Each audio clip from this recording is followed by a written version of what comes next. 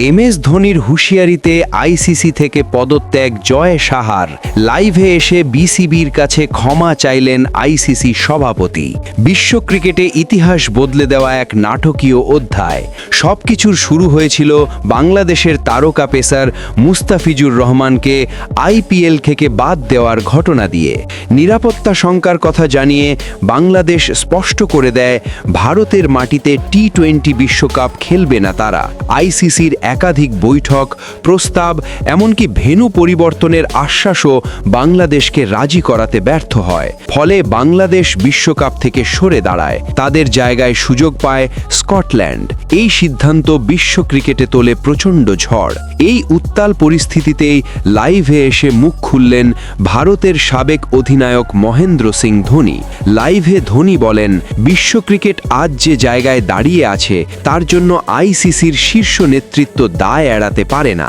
ধোনির কণ্ঠে ছিল স্পষ্ট হুঁশিয়ারি, বাংলাদেশের সঙ্গে যা করা হয়েছে তা ক্রিকেট নয়, এটা রাজনীতি। ধোনি লাইভে আরও বলেন, এই পরিস্থিতির নৈতিক দায় আইসিসির সভাপতির। জয় সাহার উচিত দায়িত্ব নেওয়া এবং পদত্যাগ করা। এই বক্তব্যের পরই আইসিসিতে তৈরি হয় তীব্র চাপ। বোর্ড সদস্যদের মধ্যে জরুরি আলোচনা, বিশ্ব ক্রিকেটের নেতৃত্ব সংকট।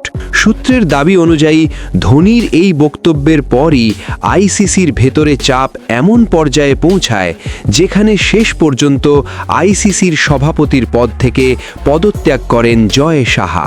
আর নাটকের এখানেই শেষ নয়। পদত্যাগের পরই লাইভে আসেন জয় সাহা।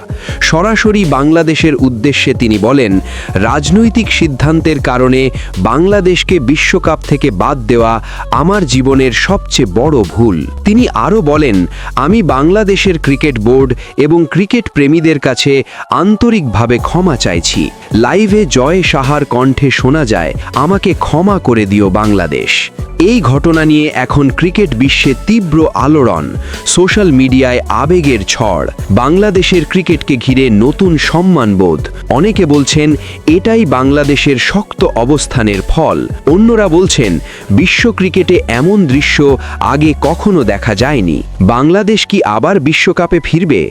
আইসিসির নতুন নেতৃত্ব কে হবেন? মুস্তাফিজু ইস্যু কি এবার স্থায়ী সমাধান পাবে? একটি বিষয় নিশ্চিত, বাংলাদেশ আর নীরব দর্শক নয়। বাংলাদেশ এখন সিদ্ধান্ত বদলানোর ক্ষমতা রাখে। এই পদত্যাগ কি বিশ্ব ক্রিকেটে নতুন দৃষ্টান্ত? আপনার মতামত কমেন্টে জানাতে ভুলবেন না।